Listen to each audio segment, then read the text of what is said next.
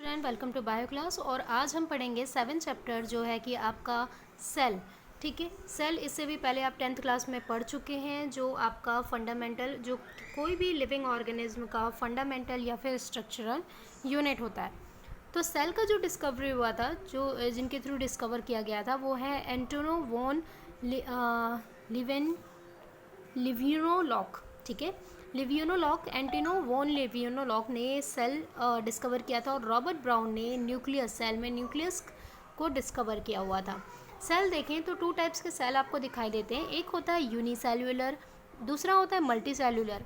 Unicellular मतलब होता है कि कंपोज्ड ऑफ सिंगल सेल, मतलब कि वो ऑर्गेनिज्म जो सिंगल सेल से बने हुए हैं। और मल्टी सेल्यूलर जो कि composed of many types of cell.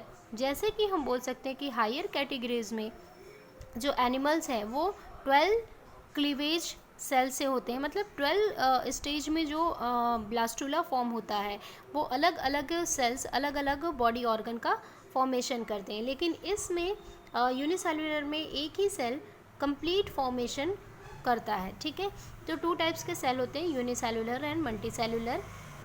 Cell का डेफिनेशन देखें तो it is the fundamental structure and functional unit of all और लिविंग ऑर्गेनिज्म। सेल क्या होता है? जो फंडामेंटल स्ट्रक्चर होते हैं किसी भी ऑर्गेनिज्म के, और उनके जो फंक्शनल होते हैं वो मेन यूनिट होता है, स्मॉल यूनिट होता है सेल। ठीक है, जैसे कि आप केमिस्ट्री में पढ़ते हो, जो small unit of any element, तो small unit of any compound, अगर कंपाउंड की बात करें तो स्मॉल यूनिट उसमें क्या है, तो आप वही बोलोगे कि कंपाउंड जो बना है वो एलिमेंट से बना हुआ है, अलग अलग एलिमेंट। एलिमेंट मतलब कि मॉलिक्यूल्स, एंड मॉलिक्यूल्स मतलब कि एटम्स। तो एटम्स क्या हो रहा है कि नॉन लिविंग का एटम्स क्या है, एक तरह से स्मॉल यूनिट है जो फॉर्म कर रहे हैं। तो सेम वैसा ही है कि स्मॉल यूनिट आपका सेल जो है वो लिविंग ऑर्गेनिज्म में बहुत ही ज़्यादा स्मॉल यूनिट होता है। जैसे आपका टिश्यू बनेगा, टिश्यू से आपके ऑर्गन बनेंगे, ऑर्गन से आपके body part, and body part से कंप्लीट बॉडी का फॉर्मेशन होता है। सेल थ्योरी की बात करें तो सेल थ्योरी में बहुत सारे कॉन्सेप्ट आपको दिए गए हैं बुक में, जिसमें से इम्पॉर्टेंट जैसे कि सेडलेन और सेजुआन है, उन्होंने फॉर्मुलेट किया था सेल थ्योरी को कि सेल कितने टाइप्स के होते हैं, यूकैरियोटिक, प्रोकैरियोटिक। और यूकैरियोटिक में जो फीचर्स होते हैं और प्रोकैरियोटिक में जो फीचर्स होते हैं, उनको उन्होंने बहुत ही अच्छे से कॉन्सेप्ट में दिया हुआ था। मैथड्स सेडलिन, जो जर्मन एक बॉटनिस्ट थे, उन्होंने एग्जाम्ड किया प्लांट सेल का। तो प्लांट सेल का डिस्कवर हम मैथड्स सेडलिन ने किया था, जो जर्मन बॉटनिस्ट थे। सेकंड आते हैं कि थ्रेडोर सेजवान जो थे, है ना। सेडलिन और सेजवान, जो सेडलिन थे वो क्या थे, वो प्लांट, एक तरह से ये बोल दो कि प्लांट टिश्यू या प्लांट सेल के बारे में इन्होंने डिस्कवर किया था। और सेजवान जो थे वो एनिमल सेल के बारे में उन्होंने डिस्कवर किया था। Cell also known as the modern cell theory. अगर हम देखें तो मॉडर्न सेल थ्योरी का जो कॉन्सेप्ट है वो सिर्फ ये है कि all living organism are composed of cell and product of cell. मतलब कि जितने भी लिविंग ऑर्गेनिज्म होते हैं वो सेल से मिलके बने होते हैं, और वो जो प्रोड्यूस करते हैं वो भी सेल होता है। All cell arise from preexisting cells, मतलब कि जो भी सेल है उनका जो जन्म होता है, अराइज जो वो जिनका उनका जो बर्थ होता है, नए सेल्स जहाँ से बनते हैं वो अपने प्रीवियस सेल से ही फॉर्म करते हैं। क्लियर हो रहा है? तो यही है, all cell arise from preexisting cells. Second, overview of cells देखें तो ओवरव्यू ऑफ सेल्स में अगर देखें तो cells that have membrane bounded nuclei are called eukaryotic. अगर सेल में मेम्ब्रेन है जो कि न्यूक्लियाई के चारों तरफ है ना, बाउंड है, तो उसको यूकैरियोटिक बोलेंगे। और अगर सेल मेम्ब्रेन है वो लॉक्ड है तो उसको प्रीकैरियोटिक बोलते हैं। ठीक है, तो ये दोनों में थोड़े बहुत चेंजेस हैं, प्रोकैरियोटिक में, यूकैरियोटिक में।